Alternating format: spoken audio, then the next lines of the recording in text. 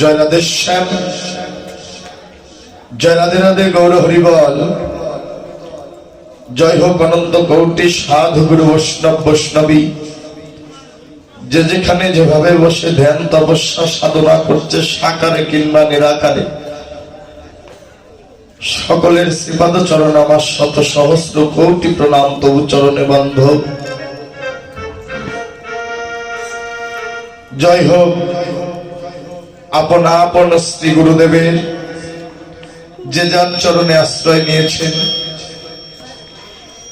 জয় হোক প্রত্যেক গর্ভধারিণী মা বাবা। জয় হোক যারা আরামের ঘুম হারাম করে দামি দামি খাট পালঙ্ক পরিত্যাগ করে আরে এ শীতের রজনী চাতক পাখির ন্যায় নিরিখ বেঁধে সাধুর বাজার বৃন্দাবন ধামে বসে আছে। জয় হোক সকল ভক্তের, জয় হোক কীর্তন কমিটি গ্রামবাসী। জয় রাধে রাধে। ঝাঁকে ঝাঁকে পাখি পারে, কার আহার কেবা করে নাকি মা বাবা। কারণ পাখি যখন দেখবে ঝাঁক আসে, ঝাঁকে ঝাঁকেই কিন্তু পরে। সাধু দাদা কথাটি ভালো করে লক্ষ্য করে, কারণ আপনার মাথায় চুল আছে, আমার মাথায় চুল আছে নাকি, যত ভুল আমাদের। হরি বল মা বাবা। কারণ আসরটা হলো নীরব, কারণ যে লীলাটি,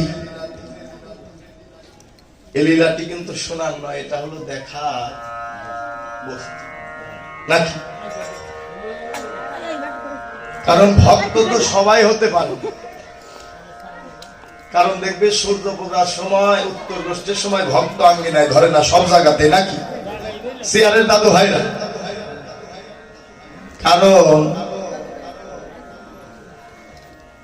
ধান লাগান না আপনারা জমিতে, ধান লাগান না, অনেকে লাগে নাকি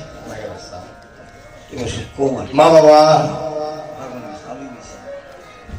ধান কেটে যখন বাড়িতে আনে, মারাই শেষ হয়ে যায়, তখন ধানগুলো কিন্তু উড়াতে হয় নাকি। আগেকার দিনে ভগবানের বাতাস লাগতো, বর্তমান তো আর ভগবানের বাতাস লাগে না। দাদু ভাই কথাটি ভালো করে বিচার করবে। আগেকার দিনে ভগবানের বাতাস লাগতো, বর্তমান বড় বড় ফ্যান আছে নাকি। হ্যাঁ, মায়েরা যখন কুলার ভিতরে ধানগুলো উড়ায়, দেখবে সিটে পাতা, যারা সিটে দান, সিটে পাতা গুলো কিন্তু বাতাসে উড়ে উড়ে যায়।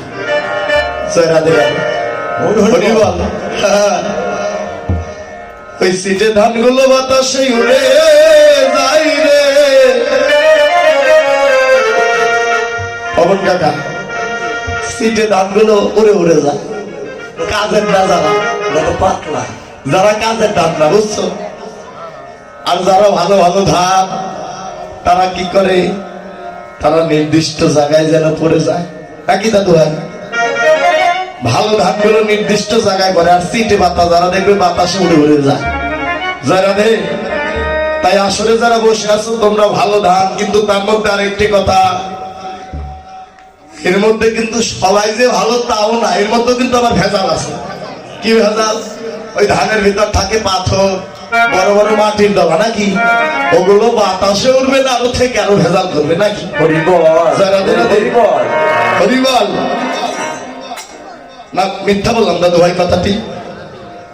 কারণ যারা বসে আছে ভালো ধান, এর মধ্যে কিন্তু ভেজাল করো না কেউ, ওই মাটির দলার খোয়া হয়েও না। জয় রাধে রাধে। ইতিপূর্বে যে লীলাটি শ্রবণ করলেন আমার ভগবান শ্রীকৃষ্ণের অপরাকিত লীলা, মাধুর্য মণ্ডিত লীলা, উত্তর গোষ্ঠ বা ফেরা গোষ্ঠ লীলা। ভক্তের ভগবানের নবলক্ষ ধেনুর পাল, দ্বাদশ রাখাল নিয়ে গোষ্ঠ গোচরণ এসেছিলেন। সারাদিন হরিনাম কৃষ্ণ নামের খেলা খেললেন। বেলি অবসান কালে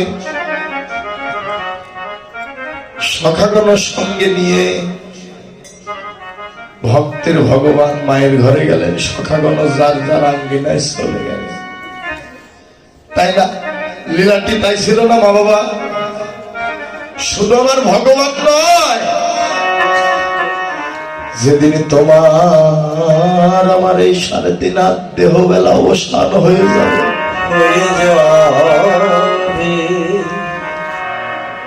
যেদিন নাম ধরে বাঁশি বেজে উঠবে, জগন্নাথ আর থাকা যাবে না, একবার চলে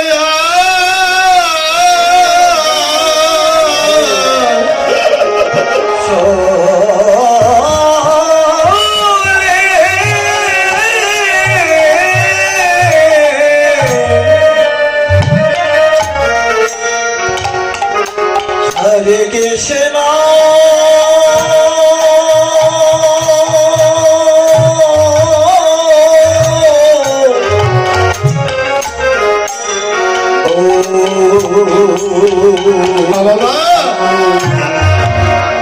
যেদিন আমার তোমার নাম ধরে বাঁশি বেজে উঠিবে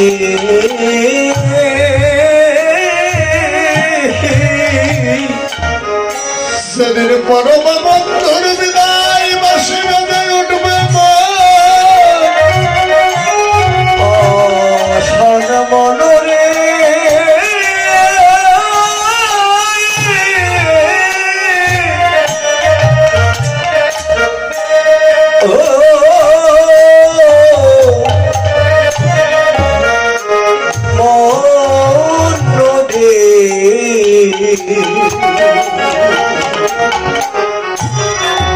শুধু সেই লীলাটি আমার ভগবানের রাস্তার সাথে সম। শুধু ভগবানের উত্তর গোষ্ঠ ছিল না দাদা। যেদিন নাম ধরে বাঁশি বেজে উঠবে সেদিন কেউ বলতে পারবেন না ভগবানকে, প্রভু গো মাঠে 5 বিঘা 10 পাখি ধান লাগিয়েছি, ধানগুলো কেটে যাব, পারবেন না। মেয়েকে বিয়ে দেইনি, মেয়েকে বিবাহ দিয়ে যাব, পারবেন না। কারণ নাম ধরে যদি একবার বাঁশি বেজে যায়, সঙ্গে সঙ্গে তোমার আমার এই মায়ার সংসার পরিত্যাগ করে যেমন ভাবে এসেছিলাম এই ধরা ধামে, এমনই ভাবে যেন ছুটে যেতে হবে। তাই ভগবান শ্রীকৃষ্ণের উত্তর গোষ্ঠ লীলা শ্রবণ করলেন। আর যে লীলাটি স্মরণের বিষয়বস্তু, ভগবান শ্রীকৃষ্ণের অপরূপ যেন রূপ মাধুরী। মা বাবা, কারণ ভগবানের রূপের কথা আমি বলতে পারবো না। কেন পারবো না? যদি বলেন এত টাকা দিয়ে বায়না করে এনেছি, ভগবানের রূপের কথা বলতে পারবে না। কারণ আমি তো ভগবানকে কোনোদিন দেখতে পাইনি, ভগবানকে তো দেখিনি। ভগবানের রূপের কথা কেমন করে বলবো দাদু ভাই, মা বাবা? এ জগতে দেখিনি যার মূরতি, তার সঙ্গে কি আমার হয় প্রীতি? কারণ প্রভুর সেই অপরূপ মাধুর্য মণ্ডিত রূপখানা তো একদিন দর্শন করিনি নয়ন করে। কেমন করে বলবো ভগবান রূপের কথা? দাঁড়িয়েছি শাস্ত্র গ্রন্থে, মহাজন পদের মাধ্যমে কিছু শাস্ত্র গ্রন্থ লিখলেন, ভগবানের রূপের ব্যাখ্যা করলেন। সেই পক্ষের উকিল হয়ে 2-1টি কথা আপনাদের মাঝে তুলে ধরব। জয় রাধে রাধে। তাই সন্ধ্যাবেলা, সাজের বেলা সুরধ্বনি গঙ্গার তীরে নদিয়ার এক ভাগ্যবান নাগরী গেল জল ভরতে।